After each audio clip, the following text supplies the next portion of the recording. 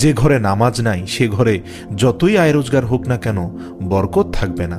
রাসূল পাক সাল্লাল্লাহু আলাইহি ওয়াসাল্লাম বলেছেন, ফজরের নামাজ মানুষের আয় উপার্জনের বরকত দান করে। অন্য আরেকটি হাদিসে আছে 5 ওয়াক্ত নামাজের 5টি ফজিলত। 1, ফজরের নামাজ না পড়লে চেহারার উজ্জ্বলতা নষ্ট হয়ে যাবে। 2, জোহরের নামাজ না পড়লে রুজির বরকত কমে যাবে। 3, আসরের নামাজ না পড়লে শরীরের শক্তি কমে আসবে।